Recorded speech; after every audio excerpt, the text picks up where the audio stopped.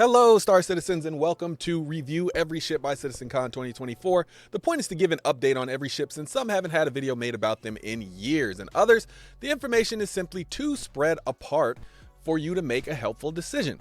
Remember, digital ships aren't imaginary, digital ships are necessary. Every month we do a giveaway. This month's giveaway prize will be a Drake Vulture. To enter, subscribe to the channel, like or dislike a video from this month, and leave a comment on a video from this month. For the full giveaway details, make sure you visit our Billionaire Ninjas Discord or our social media at Ninjas Leap.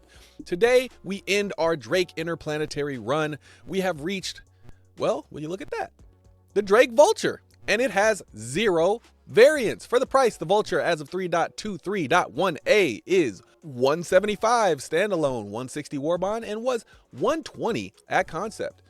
In-game cost is about $2.7 million, and the in-game 3-day rental price is unknown. The ship is sold all the time. The ship cannot be rented in-game as of 3.23.1a. Answer to no one. Cut out the middleman and throw caution to the wind. Rip wrecks like a pro and carve out your own place in the great big empty, behind the stick of this rough, rugged salvage machine from Drake Interplanetary.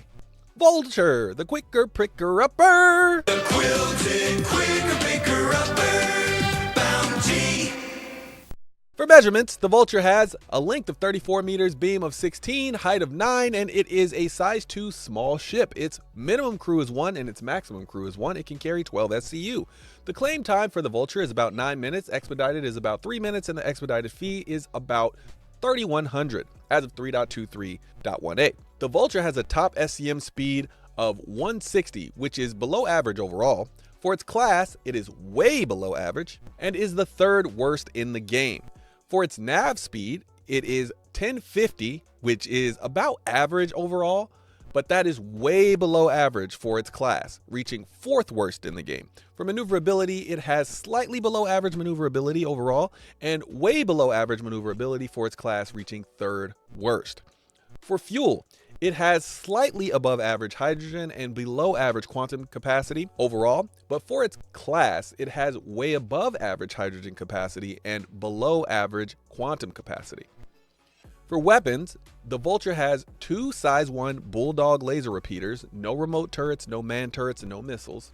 For ship parts, the Vulture has 1 small radar, 1 small computer, 2 small power plants, 2 small coolers, 2 small shield generators, 2 small fuel intakes, 2 small fuel tanks, 1 small quantum drive, 1 small jump module, and 1 small quantum fuel tank. The hull HP for the Vulture is 35,700, which is above average overall. For its small class, it is also way above average overall, reaching the top 10 at number 6. The shields on the Vulture are 2 Bulwark shields, industrial grade C.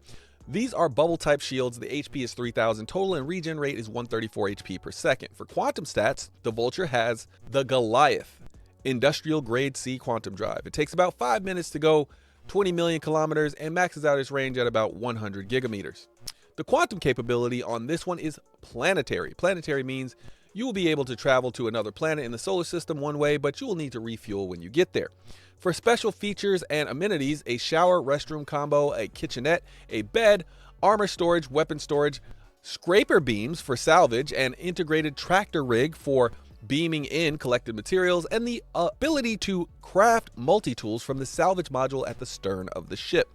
My preferred loadout is a ballistics loadout or a distortion repeater loadout. So if you're going to do a ballistics loadout, that should be if you intend to actually fight. I don't suggest that you do a ballistics fighting loadout, but I would say go full ballistics if you are going to fight. What I do suggest you do is you get distortion repeaters, because you shouldn't really be fighting in this anyway. You should just be trying to remove the opponent's ability to fight so that you can escape.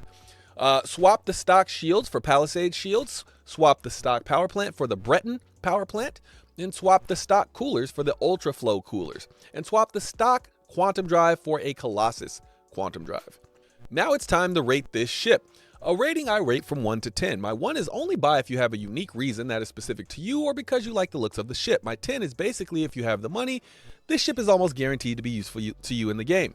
A 1 doesn't mean the ship is useless or ugly, and a 10 doesn't mean that the ship is perfect. Just remember, this is just our rating. Please give us yours in the comments down below and bring the heat, baby.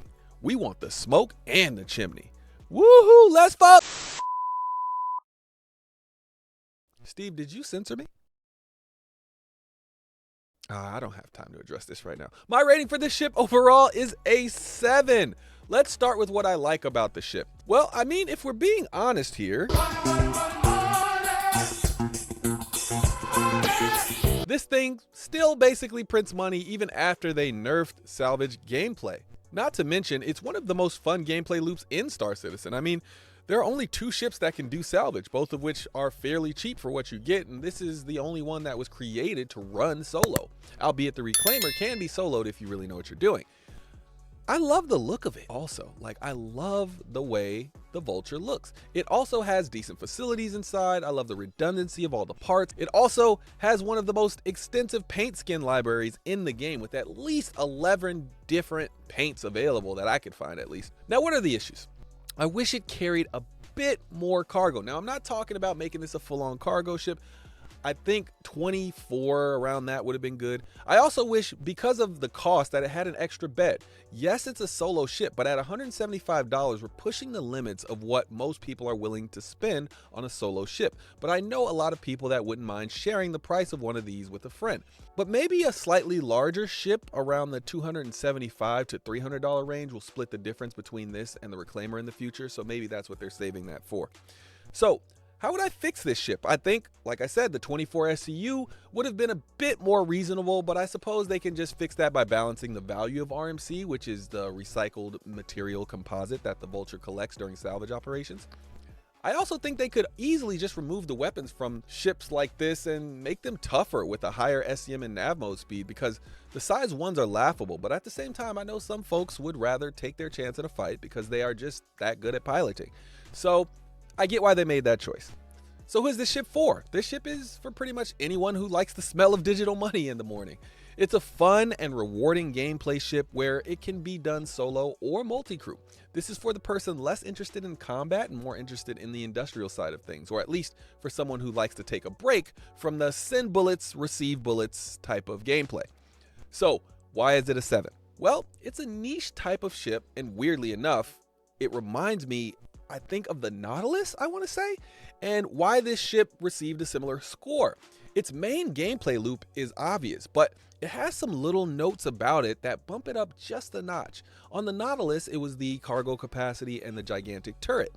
On the Vulture, it's the cargo capacity and the ability to craft things. The cargo capacity allows this to be able to carry 8 different ground vehicles, and the Mirai Pulse fits along with all of your cargo, so you could have a Mirai Pulse plus your 12 SCU.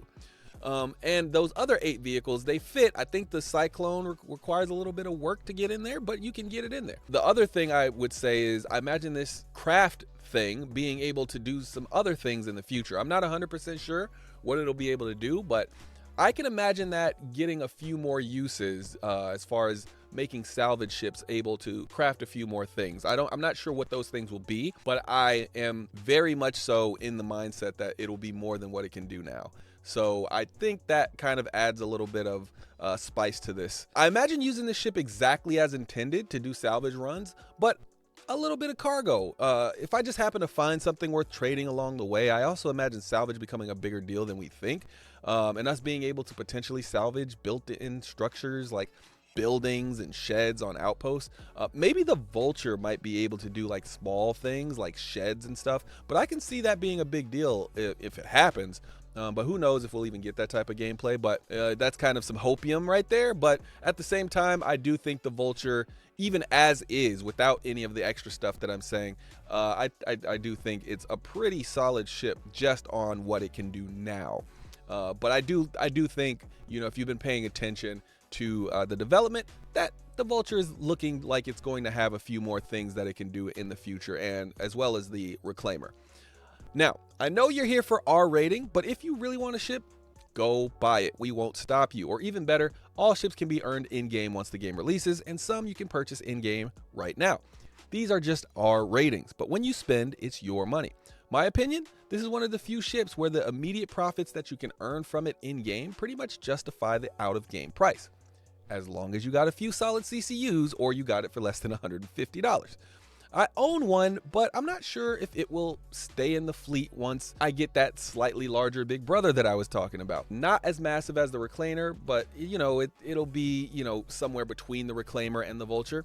But I have to say, the Vulture is growing on me. I do love the way this flies. I love the way it looks. And yeah, I genuinely enjoy flying it. I don't think anyone who buys this with real money will be upset, because I think you're getting exactly what you pay for. All right, that is it for this one. Thanks for spending your time with us. I will see you in the next one. Peace.